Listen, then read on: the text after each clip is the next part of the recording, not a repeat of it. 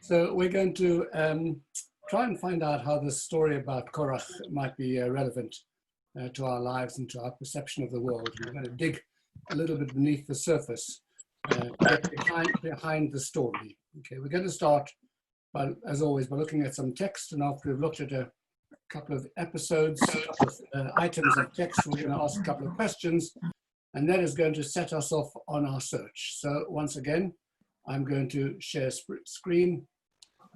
Okay, there we are, Korach. So it starts off in our parsha this week in Numbers 16:3. V'yikalu al Moshe val Aaron, and Korach and his 250 supporters all combined against Moses and against Aaron. Vayomru alehem, and they said to them, Rav lachem, you have taken too much to yourselves. Ki kol ha'eda kulam kadoshim. There's no need to have leaders like you, because this entire congregation are all holy. But Tocham Adonai, and God is amongst us absolutely equally. And if that's the case, why do you therefore raise yourselves up against the Lord's congregation? It seems that you've taken too much for yourselves. The Midrash then elaborates upon this claim about all the congregation are holy, and therefore there's no need to have any form of elevated leadership directing us, with two examples. And Bamidbar Rabbah, the Midrash on our chapter, says as follows. We'll start to read a bit of the Hebrew and then we shall move to English. Vayikach Korach, and Korach took Makativ Lamala Min Ha'inyan. What do we see just above this subject matter? In other words, what is the subject which immediately precedes this story, this episode of our Parsha? What was the story of last week's Parsha? And the answer is, it was the passage relating to tzitzit, V'asu lahem tzitzit. If you go back to the end of Parshat Shlach Lecha, last week's Parsha, you'll see that the chapter, the paragraph relating to the command to wear tzitzit is there. So therefore, Kafatz Korach, Korach jumps up, Va'amar leMoshe, and he says to him, tell me, talit shekula techelet. If you have a talit that is all made in its entirety of the blue turquoise wool, that of course is the strand of techelet, of blue turquoise, that has to be in each one of the 4 tzitzit on the edge of the garment. And with that strand of turquoise, the garment becomes a proper tzitzit. By and large, we don't use that blue and white, that blue turquoise strand any longer, because we argue that we say that we don't know exactly how it is made, and can't find the chilazon, the little crustacean from which the dye was extracted, although there are many people who do believe that they have found it. At any rate, that little piece of a strand of blue turquoise now makes the entire tzitzit valid. So what happens, therefore, if instead of having 4 strands of tzitzit, of techelet on your tzitzit, what happens if you actually weave the entire garment from blue turquoise, from techelet? So then, patura min tzitzit, you still have to put techelet on the tzitzit. So Amalo, Moshe says to them, chayevet b'tzitzit, yes, you still need to have the strands of techelet on the tzitzit. Okay. Amalo Korach asks another question. Korach then asks, Talit shekula techelet. If you have the entire garment which is made of techelet, ein poteret atzma, and it does it not exempt itself from having to have tzitzit which have blue? Arba chutim potretor, and you're saying that just the 4 strands are that which are going to validate this entire garment. Right, that's the first challenge. Bayit maleh sfarim. If you have a house which is filled with Torah scrolls, mahu sheyeh patur min hamezuzah. Just have to put a mezuzah on the door. The whole house is filled with Torah scrolls. Amar lo chayev mezuzah. Moses says to him, yes, you still have to put a mezuzah on the door. Amar lo, I said to them, Kol HaTorah kula 275 parshiot. Hang on a second. The whole Torah consists of 275 portions. And that doesn't then make the house exempt from having a mezuzah.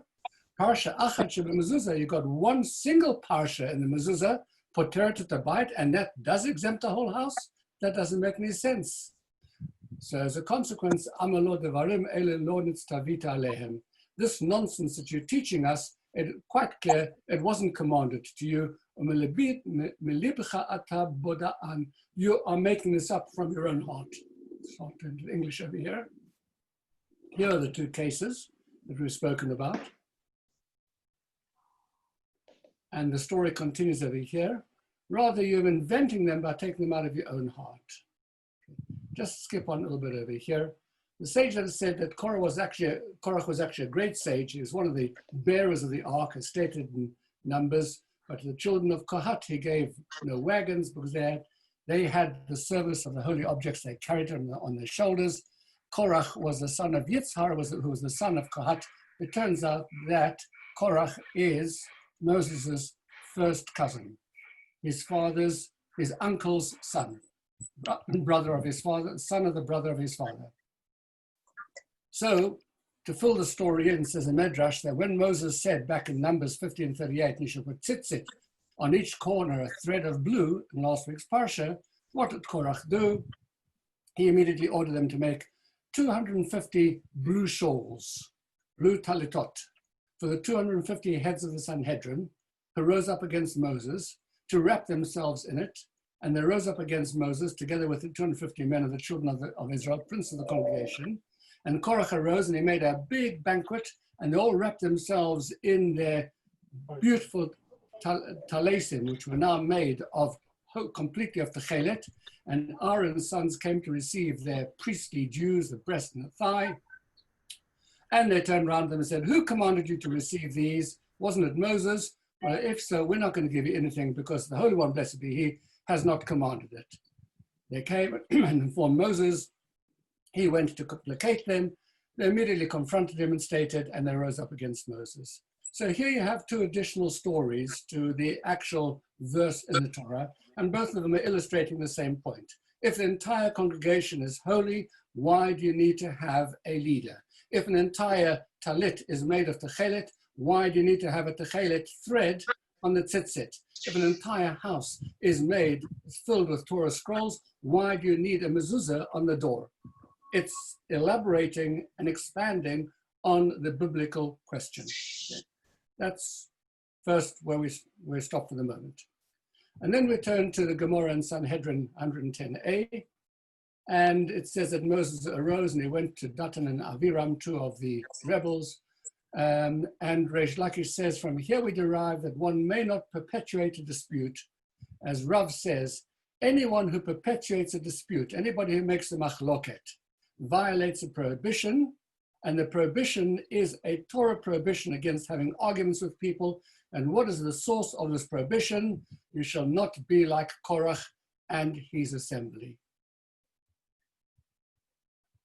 In other words, any kind of dispute that arises in the world, any machlokas you have, on whatever subject it is, you have in some way or another transgressed the commandment not to have a dispute which is sourced in this dispute of Korach's. So in a funny kind of way, Korach's dispute is the quintessential paradigm of all disputes, and every single dispute in the world will have, in some sense or another, some connection back to this dispute. In the same way, similarly, that the sages said that every punishment in the world, in some way or another, relates back to the punishment that came from the Egel HaZahav, from the golden calf. In other words, this is absolutely central. So we have here two questions. Question number one is, if the Torah has very clearly told us the nature of the dispute in this line which we read over here. They've gone too far, all the community are holy, and all of them, the Lord is in the midst. Why do you raise yourself up against the congregation? That's perfectly clear. We understand exactly the nature of this dispute. What is the reason why the Midrash feels that it's obligated to expand upon this by giving us these two examples of the garment which is made entirely of techelet and the story of the house which is filled with Torah scrolls? What does it bring to the story? What does it add to the story? And even if it does add to the story, just give us one of them. Why do we need two? So that's one question. The second fundamental question over here is the story of Korach and his rebellion is a very, very specific kind of machlokas. It's cousinhood. Yeah, it's jealousy against the cousin, that he has got the position of honor instead of the other first cousin. It is about leadership very specifically. In what sense could we say that every argument which happens in the world in some way or another traces its way back to this very, very confined dispute? People are going to have disputes about all kinds of things. They're going to have a dispute about a business deal that's connected back to Korach. It's odd. Those are the two fundamental questions that we want to try and address today. And it's going to take us, once again, on an unexpected journey. I do, by the way, just want to show you that some of the issues we face today in relation to slander and the stuff which, things which say about people. And once, of course, these things have been said, it's very, very difficult, to get stuck in people's heads. What were people actually saying about Moses? An astonishing piece, Talmud over here. Moses arose and went to Datan and Aviram. Reish Lakish says from here we derive, we read right here, this one over here. And when Moses heard about this, he fell on his face. What did he hear? Rabbi Shmuel bar Nachmani says that Rabbi Yonatan said he heard that they suspected him of adultery with a married woman. They suspected Moses of adultery with a married woman. I mean, it's unbelievable. And they were jealous of Moses in the camp. Rabbi Shmuel bar Yitzchak says this teaches that every man went and warned his wife, you know what, stay away from Moses. Don't find yourself in seclusion with him. And therefore it states, and Moses would take the tent and pitch it outside the camp because he was so deeply and profoundly slandered, he just couldn't bear to be amongst the people any longer. And that's an extraordinary passage. It's not for further discussion today, but it's something which possibly we'll come back to on another occasion because it's so outrageous as to why this could be a possible allegation against Moses. Okay. So if we want to try and understand what is so important about this argument that Korach has, and that it is so fundamental that every argument that is ever going to happen in the world is going to, in some way or another, be connected back to this argument, we need to get to the very source of arguments. And the question is, where do we see argument for the first time in the Torah?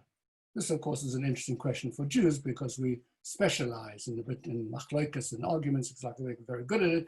And it's useful to know where the source of it is. Well, actually, it takes us all the way back to the second day of creation. Argument is as old as that. Where do we see, because argument is about division, isn't it? People of divided views. Where do we see argument on the second day?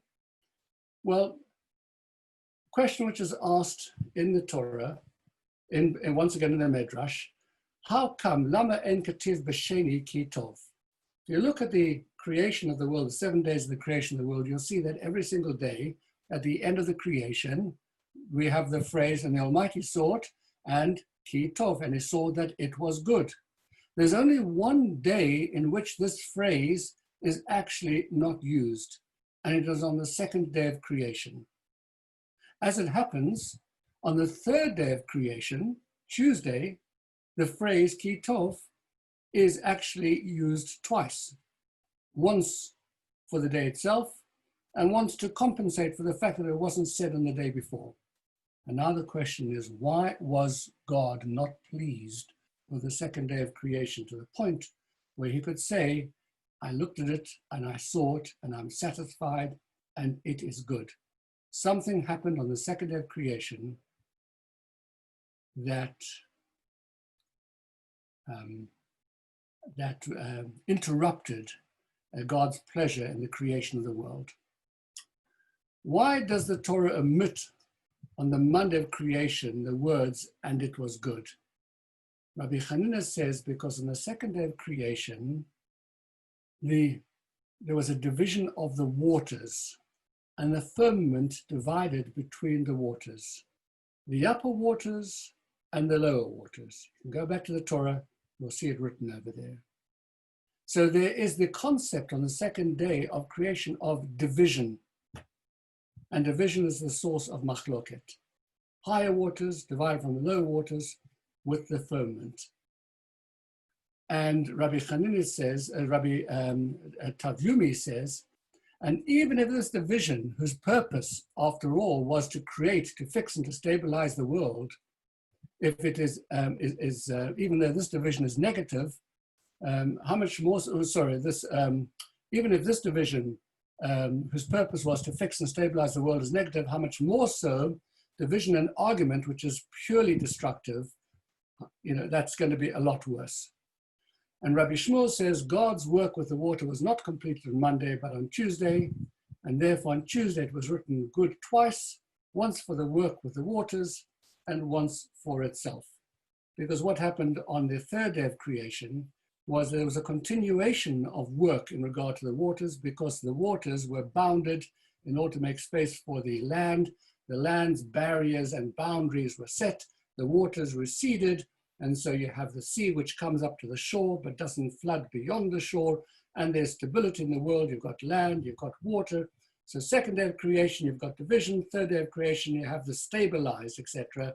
But this is the source of division in the Torah. Now, there is another story going on over here, because the sages see in the story of creation a bigger picture as well. There's a Kabbalistic view here that the world is created for 7,000 years, and that each day of creation represents 1 millennium in the creation of the world. So the first millennium is the first day of creation. The second millennium is the second day of creation. The third millennium is the third day of creation. The second 1,000 years. What happens in the second 1,000 years, according to the Bible?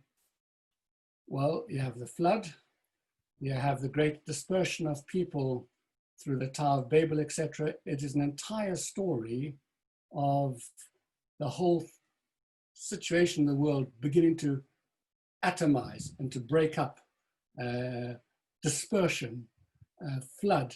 It's all about destruction. It's about machloket. It's about people who are no longer behaving themselves. It's about a world which is filled with violence. It's a world in which people no longer respect themselves. A world in which the fundamental values are being lost. That's all the second millennium, the second 1,000th year of creation. And then we come to the third millennium. And what happens then? It's the millennium in the year 2448 from creation, in which the Torah is given. And this is the way the story of the Torah being given is described in the Midrash. I assure you all of this will come together shortly. I'm just laying the foundations for it. So just hang in there with me. To what is this matter compared? To a king who decreed, the residents of Rome may not descend to Syria, and the residents of Syria may not ascend to Rome. And likewise, when God created the world, he decreed, the heavens, Hashemayim, Shemayim laHashem, from Hallel, the heavens are the heavens of God, Va'aretz natan levnei Adam, but the earth he gave to the children of men. And when he wished to give the Torah, he nullified the decree and he said, the lower realms may ascend on high and the upper realms may descend below. So what this Midrash is saying to us is that in the early creation of the world, the spiritual and the material, the spiritual realms and the physical realms, the world and that spiritual realm which lies beyond it, which we call the heavens, are completely and totally separate entities. There's no interaction between them. What happens at Sinai is that for the first time in creation, the spiritual interacts with the physical, binds with it, blends with it, influences it, comes down into the world to change the physical world, to change our perceptions of the physical world. The whole spiritual dimension is brought into the world through the episode, through the experience at Sinai. And whereas those worlds were separate before then, now that higher world comes down to the lower world. The lower world lifts itself up and raises itself, searching to touch the higher world. And there is a fusion of worlds over here between the spiritual and the material, which defines the whole process of Torah.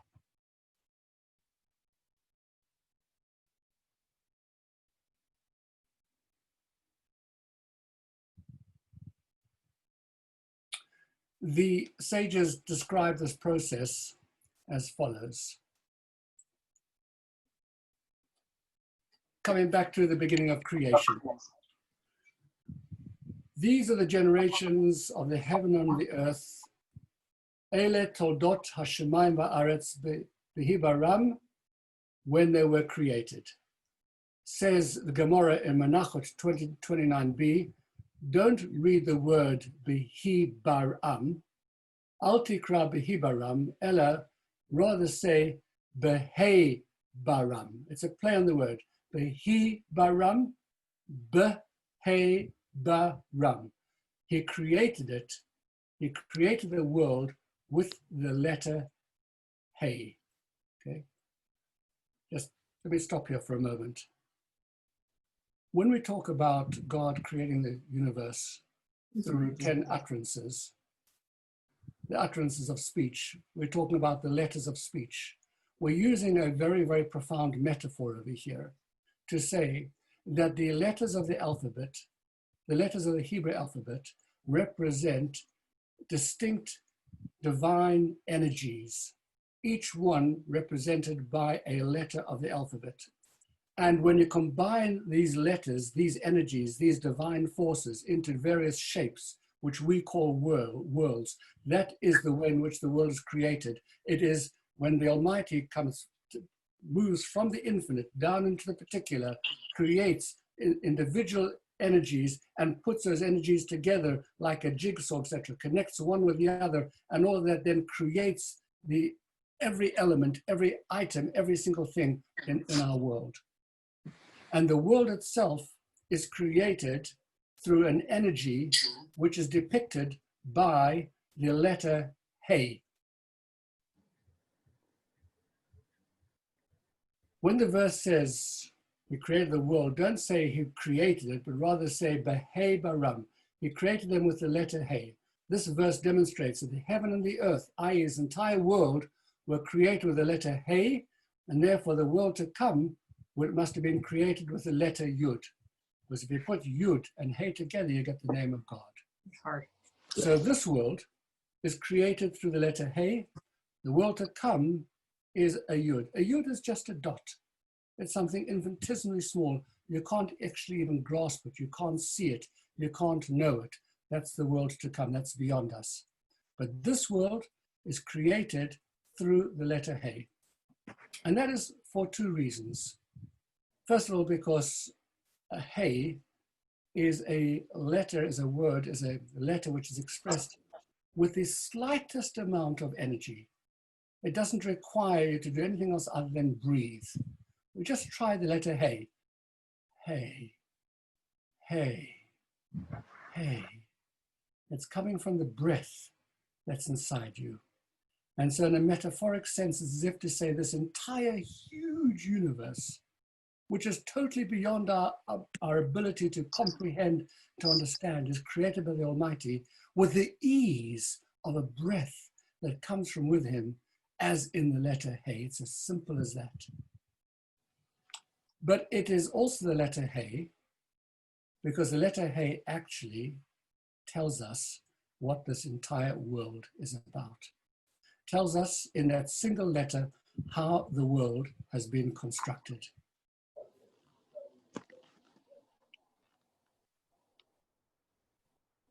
By the way, the Messianic world is in the letter Mem.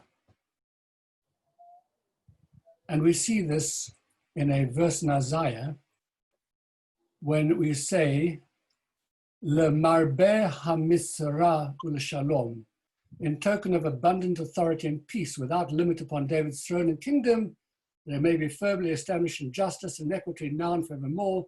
The zeal of the Lord of hosts shall bring this to pass. It's talking about the Messianic world.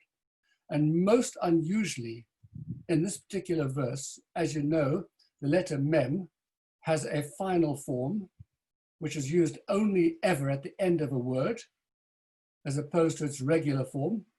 And in this single one verse over here in Isaiah 9:6, and the only time in the Torah talking about the Messianic age, the final Mem is actually in the middle of a word.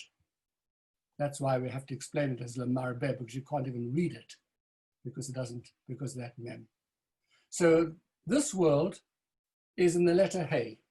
The world to come is in the letter Yud, and the Messianic age is in the letter Mem. Let's take a closer look and explain this.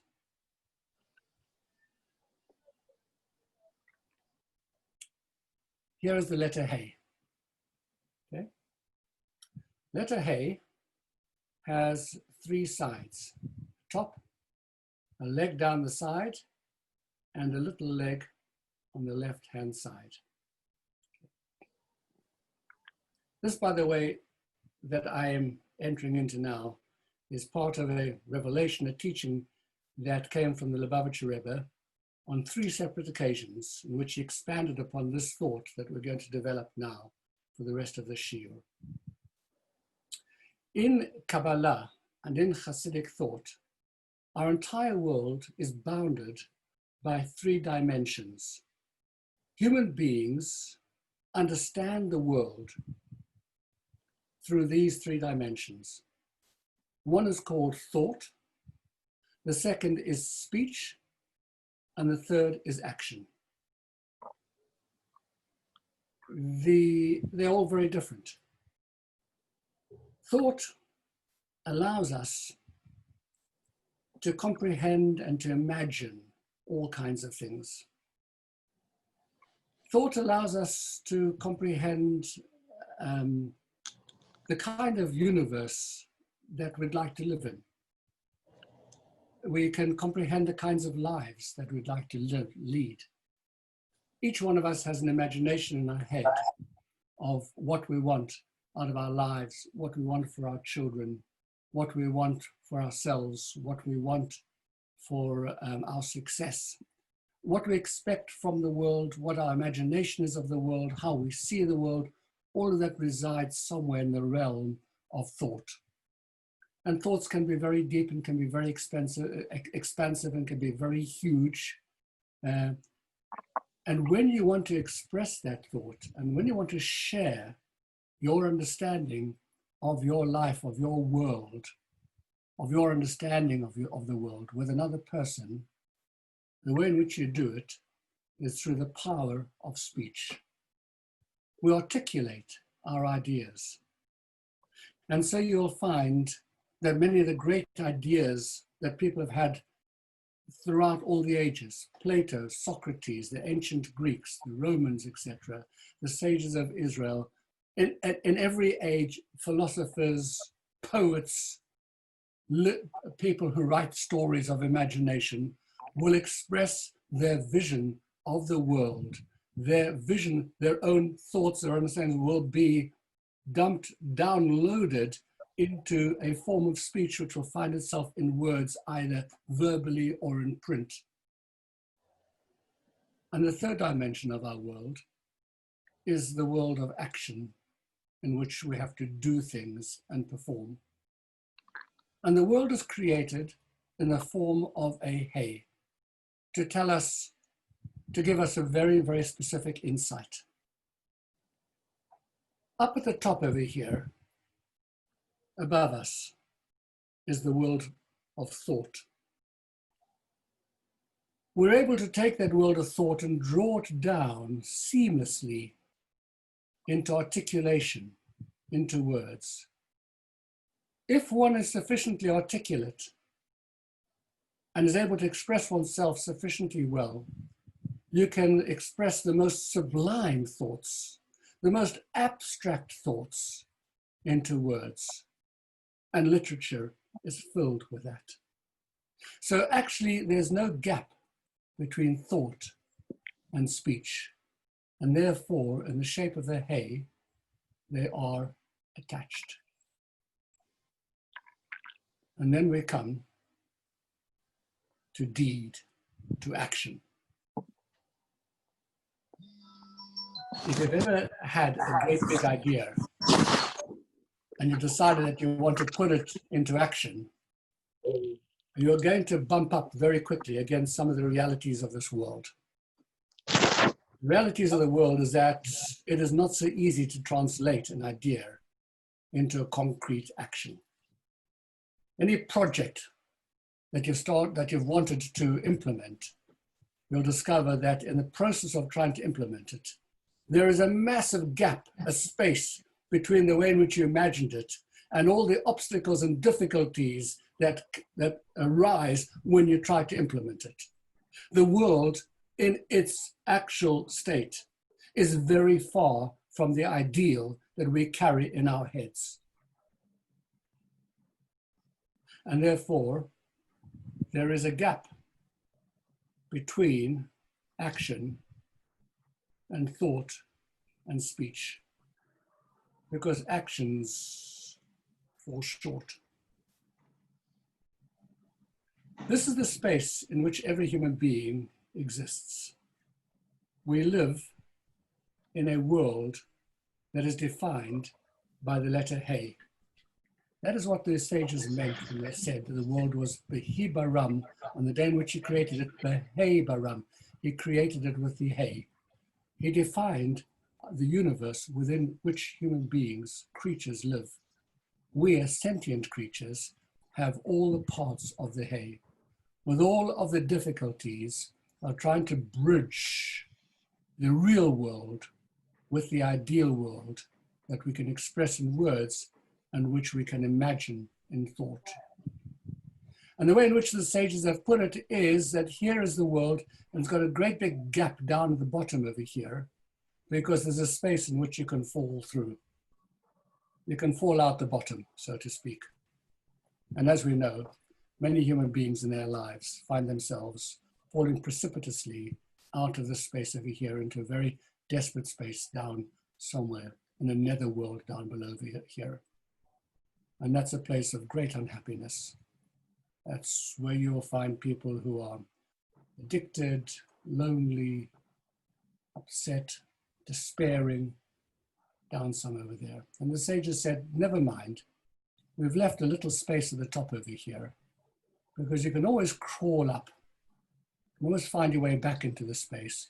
And we've given you a little space over here for teshuvah, a way to reach God. There's an opening over here where you can reach up and you can touch the divine again. Doesn't matter how far you have fallen down below over here, come back into the space of the world. Become part of my world, says God. And I've given you an exit space over here at the top. All of that is contained in the letter Hey. The Messianic world is a mem, a closed mem, because we're talking about perfection. We're talking about a world in which the physical, material world fulfills its divine potential. and therefore the possibility of falling out through the bottom has been blocked off, and the material world, the physical world, and the world of the ideal world have been joined together. There's no longer any gap. So the world, Messianic world, is a closed world. It's a mem. But the world that we inhabit is a hey. Okay? And that is deliberate. God created that world deliberately, that this little leg over here should fall short of those two other legs. And the reason for that is because there has to be in this world a striving for perfection. Always we are trying to deal with the real world in which we live, that little leg over there, frustrating, difficult, objectionable on occasion, filled with all kinds of obstacles that get in the way of our lives in every way that we seek to fulfill it, in our relationships, in our hopes, in our aspirations, in our projects, in our dreams, and everything which we stand for in our lives. At every point we're striving and struggling to be able to reach for something which is higher, to be able to reach an ideal, however that ideal is articulated in our minds, however we want to express it in our language to the people who we love, or to the people who we speak to, or the people who we teach. The gap is there, built dynamically into the universe in order that there should be this constant tension and striving in this world to reach higher and to be able to find some kind of perfection, some kind of relationship, dynamic relationship in balance between the thought, the speech, and the deed that have to all of them hold together. That's the world that the Almighty created for us. That's the one that we have to inhabit. And that is the world that Korach challenges. That is the world that he attacks. That's the world that he wants to throw completely out of kilter. And that is why every disruption, every machloket, every attempt at divisiveness is going to reach back to Korach. And where do we see that from? And how do we know that? The answer is in his name. In the same way that the world is created through divine energies which are encapsulated in the shape and the form of the letters, so too every human being who's given a name has within themselves the essence of the energy that flows from the letters of their name. It is said about Rabbi Meir in the Talmud that he could tell you about a human being, about a person, simply by looking at his name, because he would understand deeply and profoundly the letters of the name, the divine forces that energize that person's soul. So when we look at Korach, we have to look at the letters of his name. Kuf, Resh, Chet, Korach. Or to make it nice and big, Kuf, Resh, Chet. Kuf, Resh, and Chet, and each one of these letters is a distortion of the letter Hey. Kuf, because it's taken the third leg and has extended it down below the line. Resh, because the third leg is missing. And Chet, because the gap has been closed. What does this mean? How do you understand it? And this was the genius of the Rebbe's interpretation, Kabbalistic interpretation of these letters. Kuf is a distortion of Hey because it says, you know what? This physical world in which I live, which is in perfect balance over here, there is a tension over there. I understand that gap over here. I understand this little part of here. I understand what the limitations of the physical world. Understand that it is a striving to connect with the other two legs over here. In Kuf, that world of action has become disconnected from the spiritual world.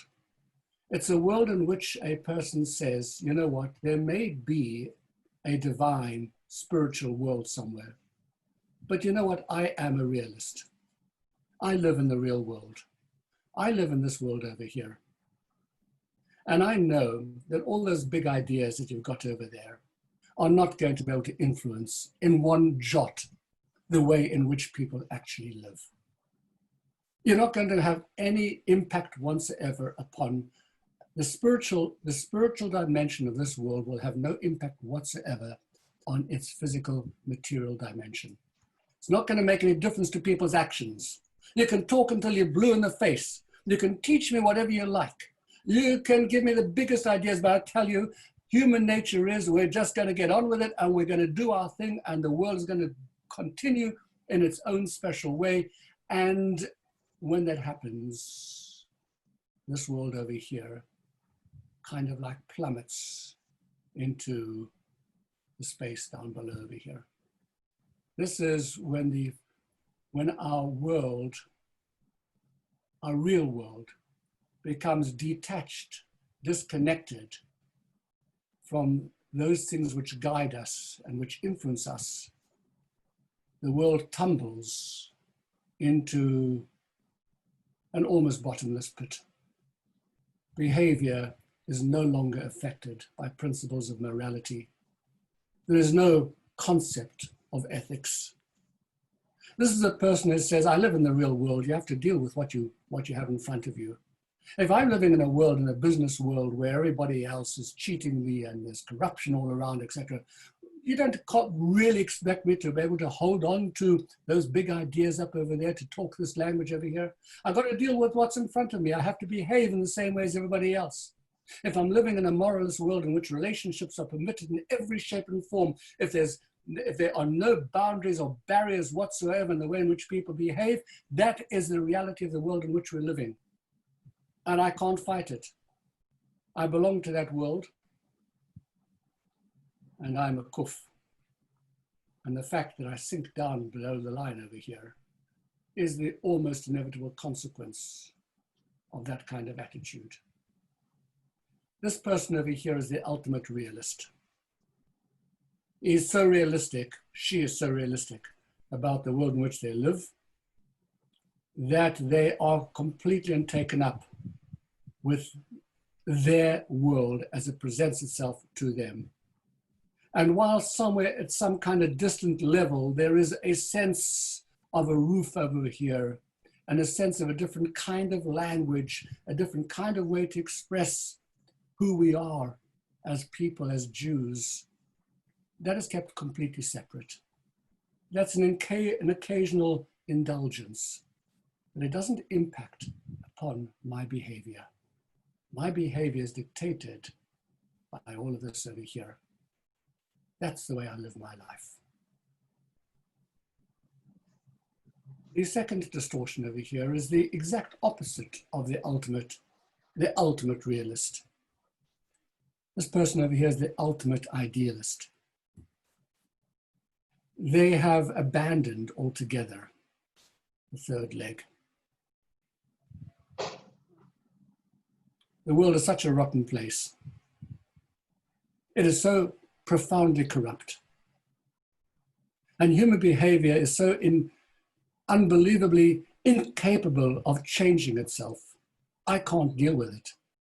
I'm not going to engage with it. I'm seeking a different kind of existence. If I am wealthy enough, I'll go and buy myself an island somewhere and I'll live in splendid isolation. Alternatively, I'll immerse myself in a different kind of spiritual world. I'll perhaps move into yoga or into meditation. I'll find the kinds of things around me that give me a sense of spiritual satisfaction, that feed my spiritual soul. I'll diminish and downgrade the extent to which I actually have to deal with the real world around me. because I'm not going to change it. And I don't want to be here because that's not me. I know where that leads to. I'm not a hedonist. I don't want to just indulge without any morality. That's not the kind of person I want to be. I'm a refined human being. I'm a spiritual human being. And I'm seeking spirituality in my life. I want to be uplifted. I want to be connected. But in order to do that, I can't live for that little leg over here. I can't stand this tension here in that little leg. I can't stand the frustration that I can't close that gap, that I have to deal with a physical, material world of action, of engagement, of involvement, and I can never, ever get up there. I can never get to the point that I want. So it's best just to abandon it. Let's leave it to one side. That's not my focus in life. That's the second distortion of God's world, of hay. And the third is the most subtle of all. It's when the gap is closed. This is the person who actually is not prepared to recognize how important that little space is over there between here and there. What it means to strive in life. What it means to aim for things which are higher. What it means to be constantly struggling and to recognize that as frustrating as it is to have to deal with what is in front of me, I need to, even though I can't reach the ideal. So what this person does is they shrink their world. They close the gap. For me, the world's perfect just the way it is. I'll accept it the way it's been handed to me. I'm really not looking for anything more. You know, I'm completely satisfied with who I am, with my level, with my engagement, with my spirituality. Nothing more is required of me. I'm in a really, really good space. Things are going just fine for me, equilibrium. You know, things are fine in my relationship, things are fine with my kids, things are fine, you know, with my business. What more do I need? I'm a happy person. You would want to say, Hasamech b'chelko, this person is happy with everything which they have, should be complete and totally, this is a person to be praised. But of course, you have to be satisfied with one's lot. But you also have to be hungry. You have to be dissatisfied for who you are as a human being, for what you can achieve in this world, for what your goals are, not personal goals for self-realization, you know, to make me great, to make me recognized, not those sorts of goals. But what is my task in this world? What is it that I have to do with my neshama? What God-given task has been given to me to perform in this world? Have I got anywhere near it? Where's the aspiration? What is there still to do to change this world? How do I engage with this little piece over here? And this person over here has closed it all off. Nothing more to talk about. We're done and dusted. That is Korach. That is, in the name, an attack on the hay of the world. That is an attack on everything which God wanted when he created this world. And most importantly, it is an attack on Torah at Sinai. Because to come back to the story of Sinai, to come back to the Medrash that we read before,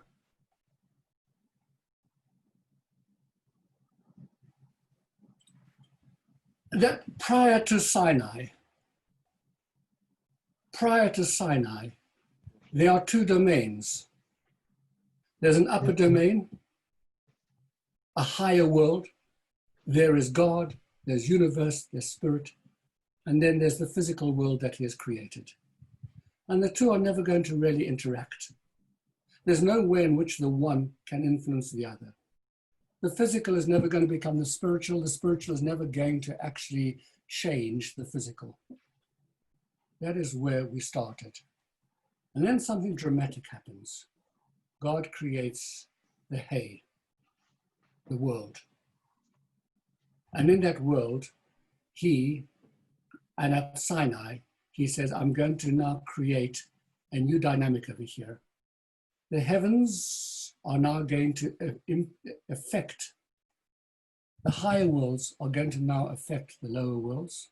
They're going to come down into the lower world, and the lower world is going to rise up into the higher world. There is a lower world. That's what I've created.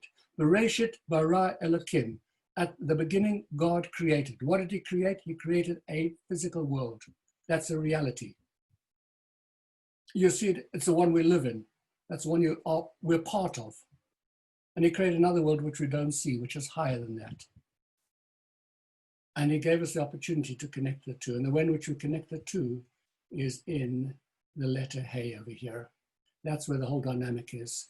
That is where our understanding of that higher world, which we arrive at through our thought and through our imagination, and our ability to articulate it, influences and works with this world of action in which we find ourselves, for all of its imperfections, for all of its difficulties, for all of its obstacles. But that is what he wanted from our world over here. That is what he wanted for us. He wanted us to struggle in this space of the hay. And anything that distorts that is an attack on God's very concept of what he wanted from his world in creating it and giving us the Torah. And that is why Korach becomes a source of machloket, not just in the small, narrow, little issue that is described in our Torah, but in a bigger, more fundamental sense that it is an attack on every single value that we stand for as Jews.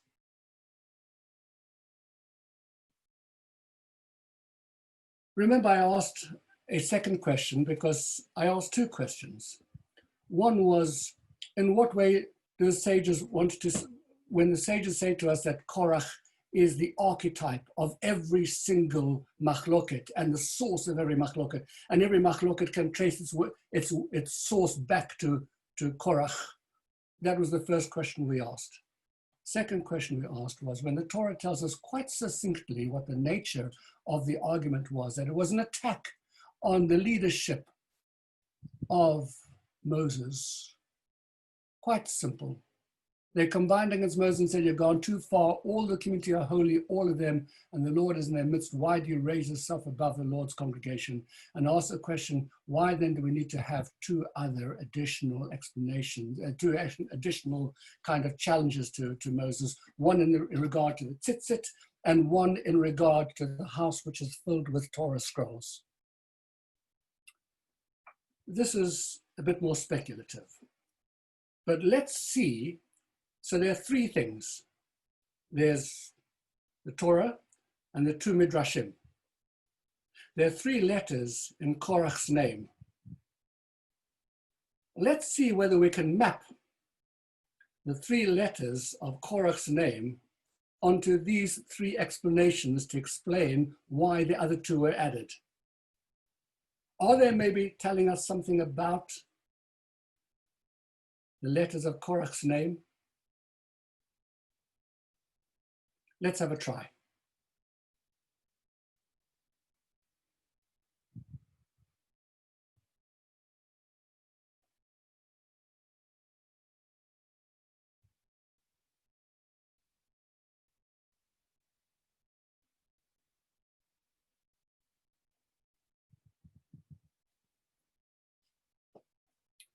Here we have Korach's name, Chet Kuf Resh. And here we have the three examples which are given. The one from the Torah, we're all holy, there's not a gap. The talit is it's all techelet, there's no tzitzit. And the third is the house is full of Sefer Torah, there's no mezuzah. How would they correlate to each letter of Korach's name?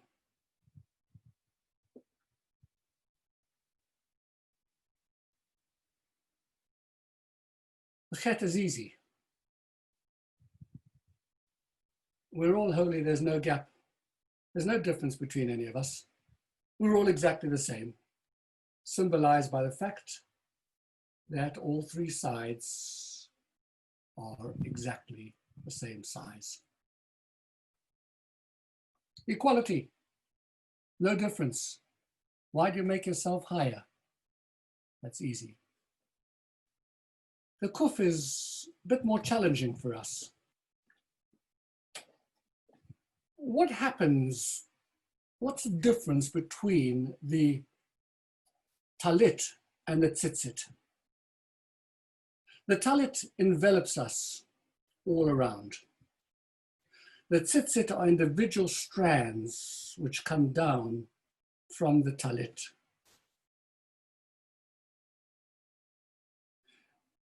In saying that this talit doesn't require tzitzit, what Korach is really arguing over here is that tzitzit are particularities. Tzitzit are about the things which have to actually happen in the world. You know, it's the little leg of the hay, because that little leg of the hay is when you start to encounter some of the difficulties when you want to take a general idea and bring it into action in particularity. For example, you've got this fantastic idea that you want to create a website. In your mind's eye, you can see it clearly, holistically, you see the whole thing. When you start to try to actually implement it, and you start to have to start dealing with codes and individual codes, all kinds of problems and obstacles arise. It becomes much, much more detailed, much more difficult, etc. So what Korach is saying in the kuf over here is actually this, in the kuf, remember, it is about the fact that this world over here of ideas, this holistic idea, this idea of the talit in its holistic way, filled with tchelet, doesn't need to have tzitzit. You can't deal with that physical world. It's separate, it's different, and you have to just leave it to itself. That's the leg which descends all the way down. It's the kuf. And when we talk about the house full of Sefer Torah with no mezuzah, that's the reish. Because a mezuzah is an action. It means you have to take this little thing and you have to go and knock it on the wall. And here we're saying, look, the house is in itself filled with Sefer Torah. We can live exclusively in a world. What is Torah? Torah is about the world of learning. It's about the world of thought. It's about the world of ideas. It's about the imagination of a perfect world. So let's abandon the mezuzah on the door. We don't need that little scroll. We don't need that action. Let's leave the world of action to one side. We can drop that leg altogether. Let's simply exist in this other kind of elevated environment of thought and of belief, and leave all the other stuff which goes on to others. It's not my problem. It's not where I want to be in the world. So each one of these three examples are very specific. They are Korach. They are the attack on Torah itself. They are an attack on God's conception of the world. But most interestingly, the Torah itself doesn't give us these last two examples. It doesn't speak about the kuf and the reish. That's left to the Medrash. The only letter we have of the name of Korach that's in the Torah is the one, the chet, that we are all holy. There's no gap. And the reason why the Torah only mentions that one is because it is the most dangerous. and the most subtle, and the one that most forcefully and powerfully attacks the concept of a teacher, of a leader, of somebody who is there to guide and to help us. In a non-aspirational world, in a world in which we ask for nothing more, you don't need to have a teacher. They have no place. I've got everything that I want. I'm satisfied. I'm not curious, and I'm not questioning. And there's nothing inside of me that seeks anything higher. So why would I ever want to listen to a shiur? Why would I ever want to see the image of a holy person? Why would I ever need a Moshe Rabbeinu?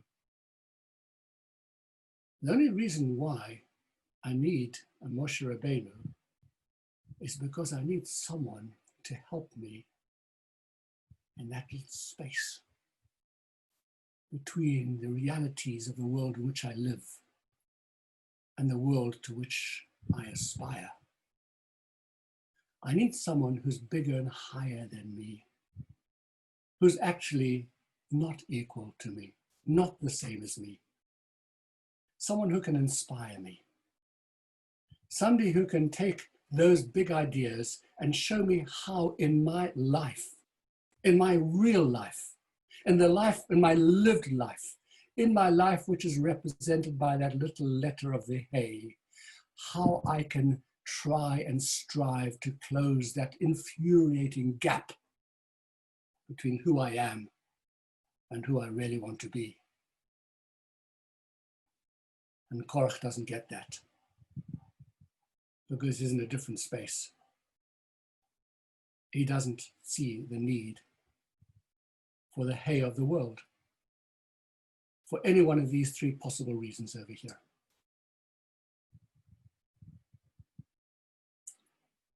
So I leave you with this thought, challenge, I suppose. It's not a challenge to you. The only effective sermon is the one in which the person who's giving it is talking to himself or to herself. Otherwise, nobody else is going to listen. Okay? It won't be genuine. It's just a talk. So the same thing applies to a shiur. When I say I leave you with this challenge, I don't mean leave you with this challenge. I mean leave myself with the same challenge. In one sense or another, all of us hang around somewhere here. For some, we're a kuf, complete and total disconnect between our spiritual lives and the way in which we actually live, and wherever it takes us to. For others, maybe less of us, but certainly for many others in other environments, holy Jews, etc., who've put themselves in environments disconnected from real world where they don't have to engage. They don't have to deal with a messy world outside there. They'll prefer to live in a completely insular environment in which they're protected from all the nasty stuff which goes on outside. They are possibly living in the world of Resh. And for those who have become a little bit smug with our lives, a little bit too comfortable for all of the privileges that we have and the beautiful homes that we live in, and the fact that we have resources to live on, and thank God for many of us, growing children and maybe grandchildren and all the other things that we wish for in our lives, and we can take our holidays when one day they'll be allowed to us, and etc., etc. Maybe there's just a little element that we have gone too far in closing the gap. The hay is the challenge of our lives. We have to live inside that hay. Not to fall down through the hole, and not to have to scramble to get out through the little space that's been given to us as a breather to be able to get out when we are when we feel trapped, but simply to hold the three dimensions in their dynamic tension.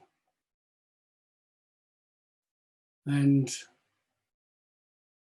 to recognize that that gap over there between the world in which we live and the world to which we aspire somewhere deep down inside our own minds, that gap over there is the continuing challenge and story of our lives.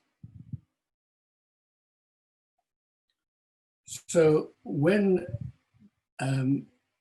London Underground came up with a little slogan, "Mind the Gap," they didn't quite recognize how profound a statement that really is. Thank you very much for sharing, and thank you very much for listening.